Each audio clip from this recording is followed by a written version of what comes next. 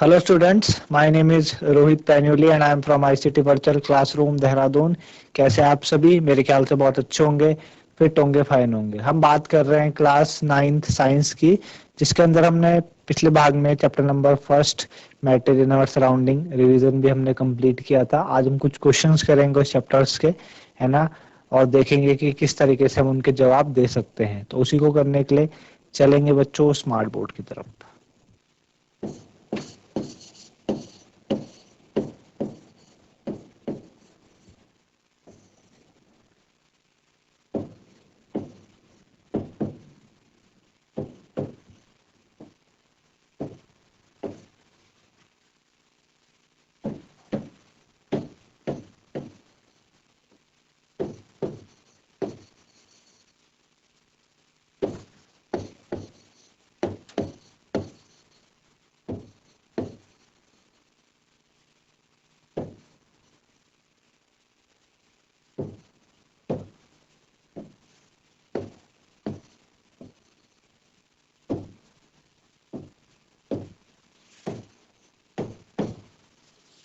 Question number 1 हमारे पास है, explain how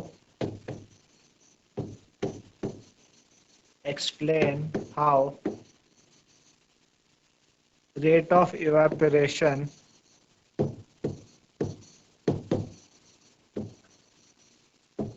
explain how rate of evaporation of a liquid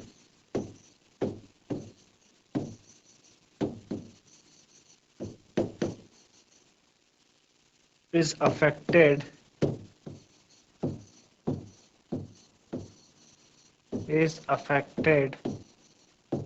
with first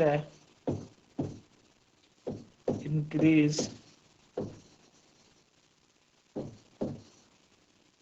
in temperature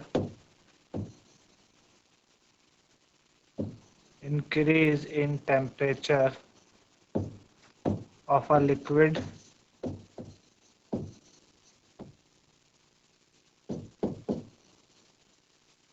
B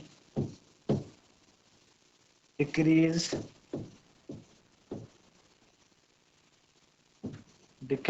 in exposed surface area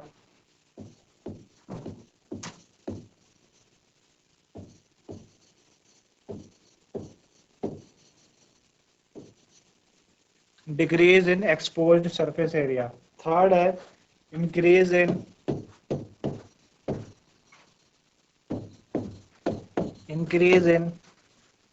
moisture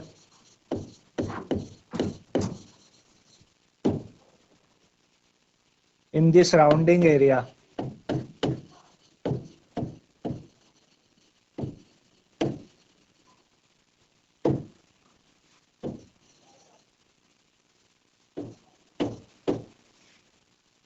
Next is increase in wind speed।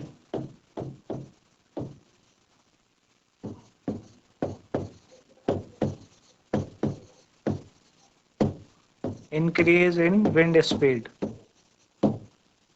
ठीक है, तो ये हमारे पास chart हैं कि किस तरीके से रेट ऑफ इवेपोरेशन आपका इफेक्ट होता है जब हम क्या करेंगे इन चार चीजों के कारण।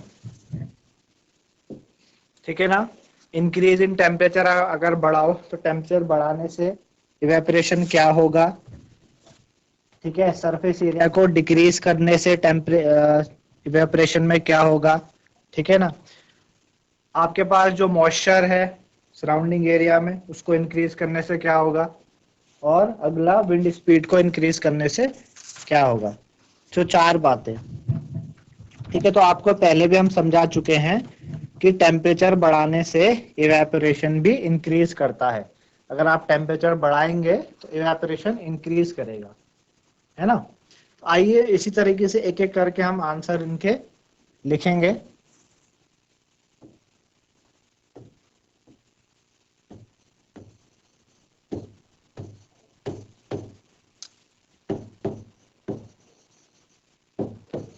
Rate of evaporation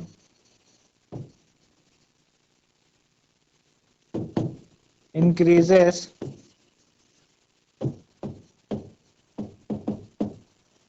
with increase in temperature, with increase in temperature।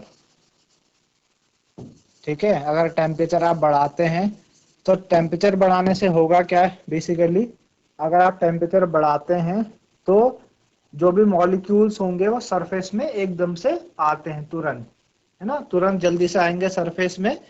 और जैसे ही वो सरफेस में आने लगेंगे तो वैसे वो इवेपोरेशन स्टार्ट हो जाएगा और तेजी से होगा। तो बेसिकली टेम्परेचर बढ़ाने का रीजन ये है।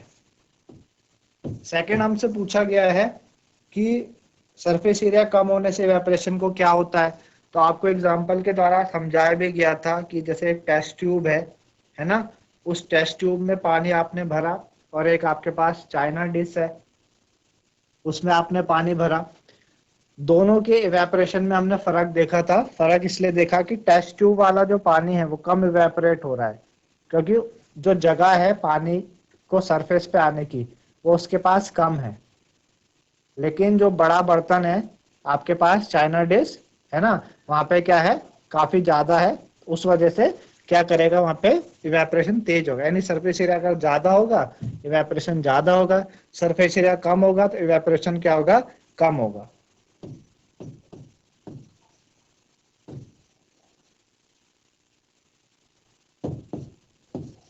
इवेपोरेशन इज लेस, ठीक है, when exposed, evaporation is less when exposed surface area, exposed surface area is decrease, है ना। एक्सपोज सरफेस एरिया जब कम होगा तो इवेपोरेशन भी कम होगा। थर्ड है आपके पास सी। सी हमारे पास है increase in moisture in the surrounding area, increase in moisture in the surrounding area. अगर मॉइस्चर ज्यादा होगा, है ना, तो इवेपोरेशन क्या होगा। तो आपको बताया था कि जो वाटर मॉलिक्यूल्स होते हैं वो इन्वायरमेंट में कुछ लिमिटेड, मतलब हमारा जो इन्वायरमेंट है वो वाटर मॉलिक्यूल्स को एक लिमिटेड अमाउंट में होल्ड करके रख सकता है, ठीक है ना। तो अगर पहले से ही क्या हो आपके पास इन्वायरमेंट में जो मॉलिक्यूल्स हो वो काफी ज्यादा अमाउंट में हो, पहले से ही काफी ज्यादा अमाउंट में हो मॉलिक्यूल्स, है ना, तो किस तरीके से इवेपोरेशन आप देखेंगे लेस होने लगेगा ना। जैसे आप अगर कपड़े को धूप में डालते हैं, कपड़े गीले हैं और पहले से ही सराउंडिंग में मॉइस्चर काफी ज्यादा अमाउंट में है, जैसे कि बरसातों के मौसम में होता है, रेनी सीजन में आपके पास पहले से ही क्या है, इन्वायरमेंट में मॉलिक्यूल्स पहले से ही ज्यादा अमाउंट में है। अब क्या किया हमने, आपने कपड़े सुखाने डाले तो उनसे पानी इवेपोरेट नहीं हो पाता, यानी इवेपोरेशन उस टाइम पे कम होता है, ठीक है ना। तो वही चीज है, आपका इवेपोरेशन क्या होगा, लेस होगा।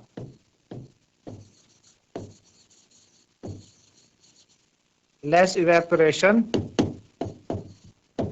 if moisture content,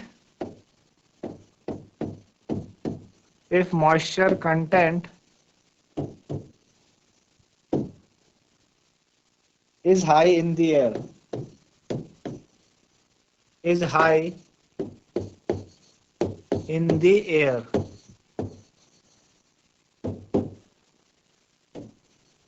ठीक है। अगला हमारे पास डी क्या है कि अगर विंड स्पीड हम बढ़ाएंगे, इंक्रीज इन विंड स्पीड, तो इवेपोरेशन को क्या होगा। तो अगर आप विंड स्पीड बढ़ी है, मतलब अगर तेजी से हवाएं चल रही है, तो अपने साथ जो पहले से इन्वायरमेंट में वाटर मॉलिक्यूल्स है अपने अपने साथ उनको लेके जाएंगी, यानी वाटर इन्वायरमेंट में अभी जो मॉइस्चर है कम हो जाएगा। जैसे मॉइस्चर कम होने लगेगा तो इवेपोरेशन बढ़ेगा, तो रेट ऑफ इवेपोरेशन वहां पे इंक्रीज कर जाता है, ठीक है। Rate of evaporation,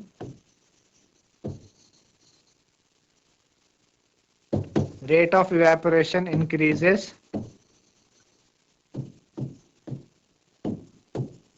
rate of evaporation increases with increase in wind speed,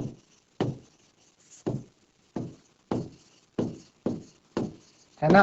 wind speed अगर आप बढ़ाएंगे तो रेट ऑफ इवेपोरेशन भी बढ़ जाता है। तो मेरे ख्याल से आप लोगों को समझ आएंगे चारों, है ना, पॉइंट। एक बार आप इन्हें देख लीजिए, और नोट कर लीजिए, फिर हम आगे बढ़ते हैं।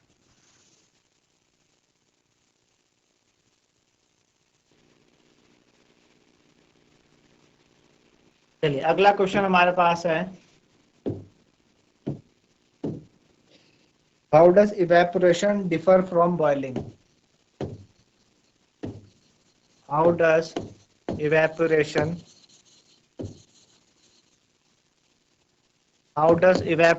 differ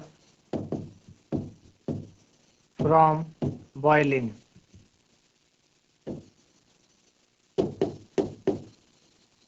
how does evaporation differ from boiling, है ना। इवेपोरेशन और बॉइलिंग में क्या डिफरेंस होता है ये हमें बताना है। इवेपोरेशन और इधर बॉइलिंग।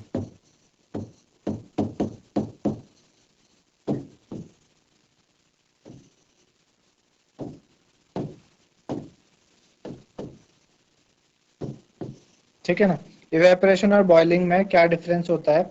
तो इवेपोरेशन जो है वो आपका हर टेम्परेचर में हो सकता है, किसी भी टेम्परेचर में इवेपोरेशन हो सकता है, लेकिन बॉइलिंग पॉइंट को होने के लिए आपको क्या चाहिए? बॉइलिंग पॉइंट कब होता है? Only at the boiling point of liquid, है ना। इट इज या it take place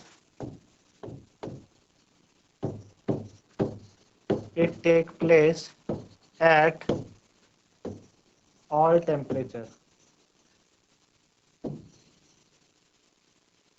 it take place at all temperature, किसी भी टेम्परेचर में हो सकता है ना। जबकि इसको होने के लिए क्या चाहिए? इट टेक प्लेस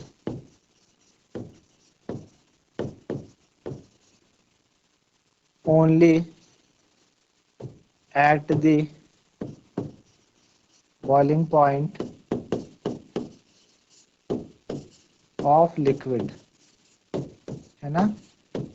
लिक्विड का जो बॉइलिंग पॉइंट है, जैसे 100 डिग्री सेल्सियस लिक्विड का बॉइलिंग पॉइंट है, तो उसी टेम्परेचर में क्या होगा? ये आपका बॉयल होगा। जबकि इवेपोरेशन किसी भी टेम्परेचर में हो सकता है ना। इवेपोरेशन होने के लिए आपको कोई फिक्स टेम्परेचर की जरूरत नहीं, किसी भी टेम्परेचर में हो सकता है। टेम्परेचर चेंज होता है इवेपोरेशन के समय, लेकिन बॉइलिंग के समय टेम्परेचर चेंज नहीं होता। ठीक है ना।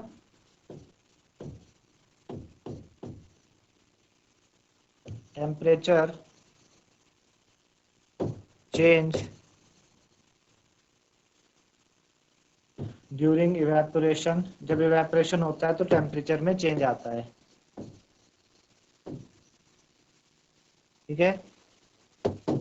टेम्परेचर में क्या आता है? चेंज आता है। टेम्परेचर चेंज ड्यूरिंग इवेपोरेशन, लेकिन temperature does not change during boiling. Temperature does not change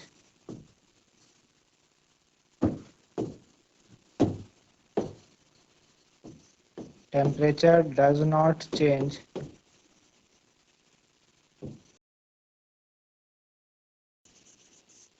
boiling. Boiling के समय टेम्परेचर चेंज नहीं होता।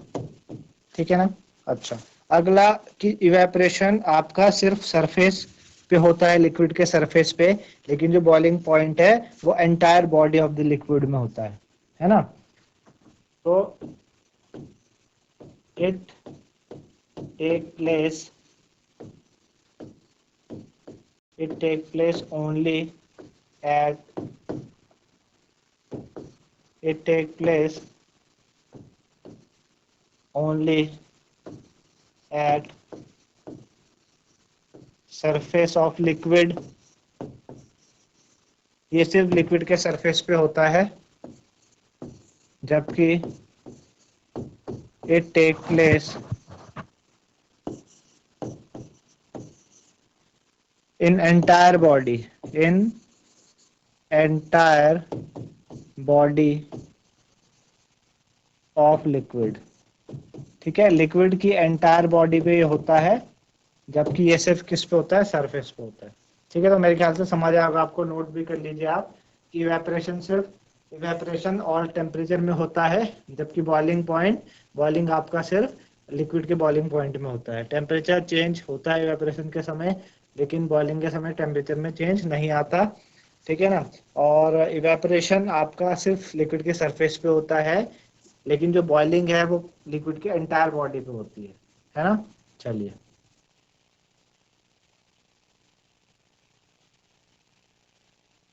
चलिए आगे बढ़ते हैं।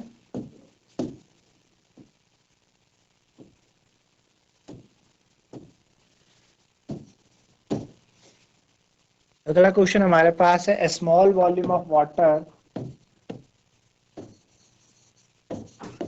a small volume of water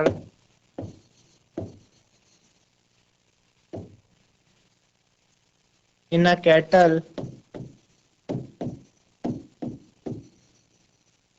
a small volume of water in a kettle can fill a kitchen, can fill a kitchen.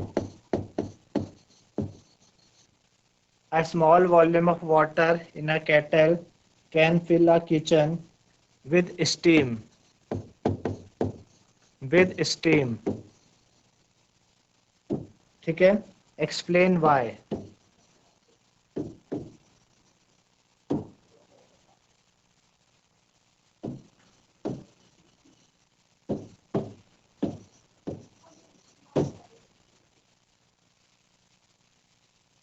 A small volume of water in a kettle can fill a kitchen with steam, है ना। क्यों? आप देखते हैं कि थोड़ा आपका थोड़ा सा पानी अगर आप केटल में ले, उससे क्या होता है, पूरा का पूरा जो किचन होता है स्टीम से भर जाता है। ऐसा क्यों? एक्चुअल में जो जो लिक्विड फॉर्म होती है वाटर की, वो आपकी कन्वर्ट होती है गैसियस फॉर्म में, है ना। लिक्विड फॉर्म गैसियस फॉर्म में कन्वर्ट होती है स्टीम में, है ना। तो इसके पार्टिकल्स क्या करते हैं, हर डायरेक्शन में बड़ी तेजी से मूव करने लगते हैं। जब बड़ी तेजी से मूव करने लगेंगे, है ना, तो ये क्या कर देते हैं, किचन को आपका पूरा भर देते हैं, एस एस इन गैस के जैसे, गैस के कंपेयर में, मतलब इनको क्या कर देते हैं, भर देते हैं पूरे वेसल को, इसी वजह से, है ना। ये बोल रहा है कि small volume of water in a kettle can fill a kitchen with steam bye.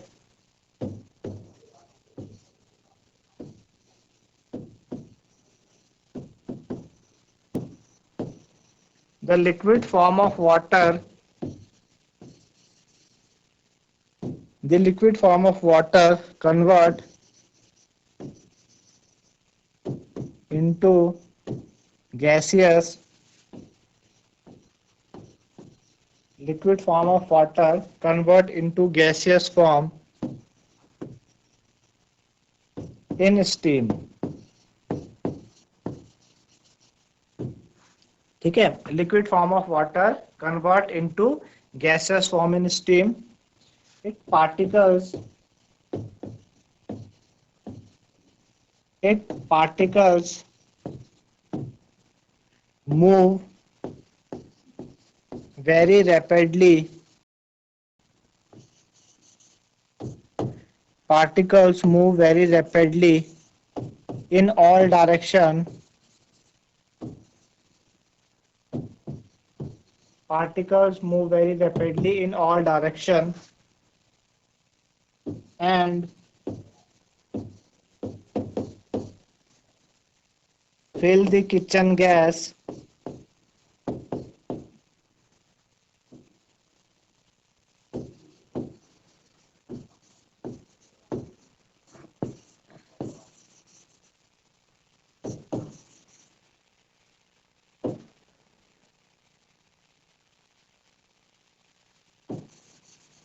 completely fills the vessel.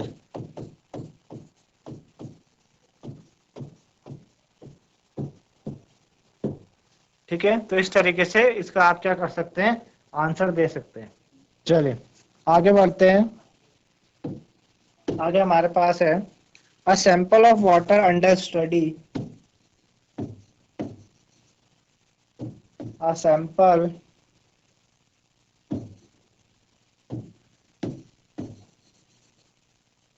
a sample of water,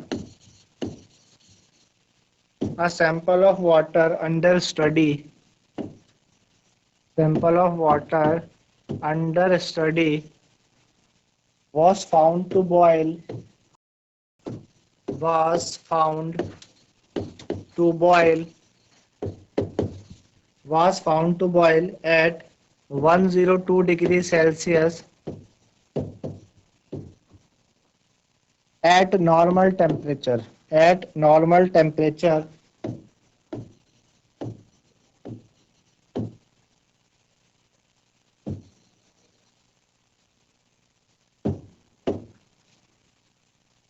and pressure. At normal temperature and pressure, is the water pure? Is the water pure?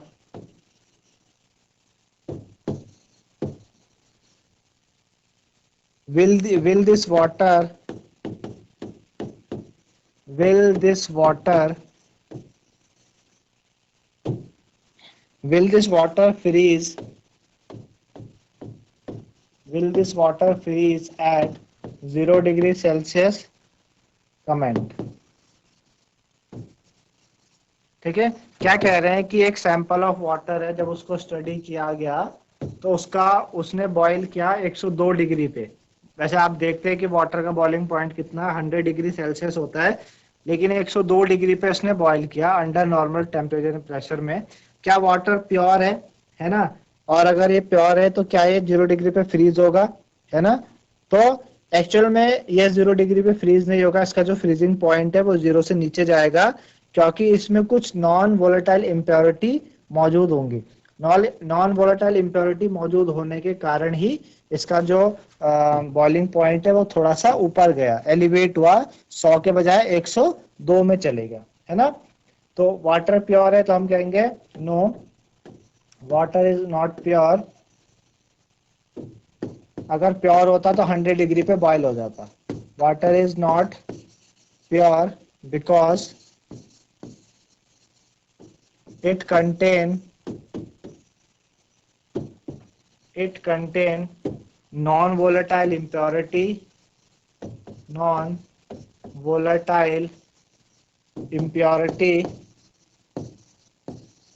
it contain non-volatile impurity, ठीक है? Also its freezing point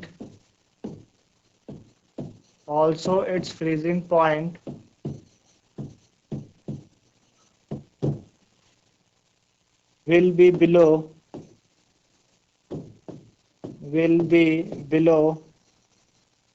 0 degree Celsius, है ना? 0 degree से नीचे चले जाएगा, क्योंकि ये प्योर वाटर। अगर प्योर वाटर होता तो ये 0 डिग्री पे क्या करता, बॉयल कर जाता, 100 डिग्री पे बॉयल कर जाता। ठीक है, तो इसमें आप देख लीजिए, नोट कर लीजिए।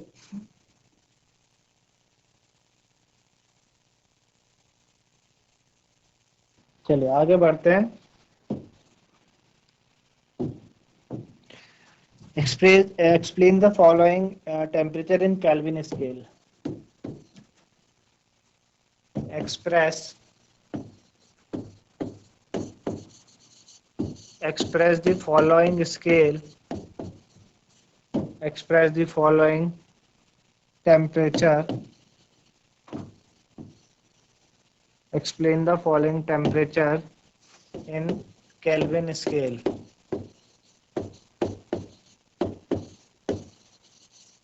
ठीक है, आपको क्या करना है, केल्विन स्केल में बदलना है इनको।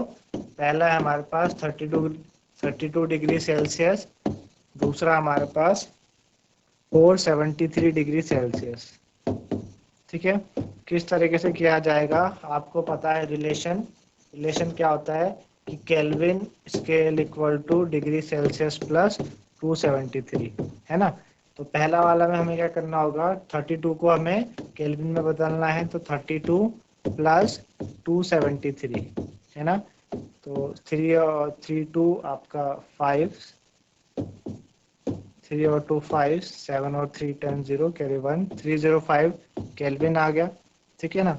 सेकंड है आपके पास 473 degree Celsius, 473 degree Celsius, Kelvin equal to 473 plus 273, 3 3 6 7 7 14 4 carry over 1 6 7 746 Kelvin आ गए।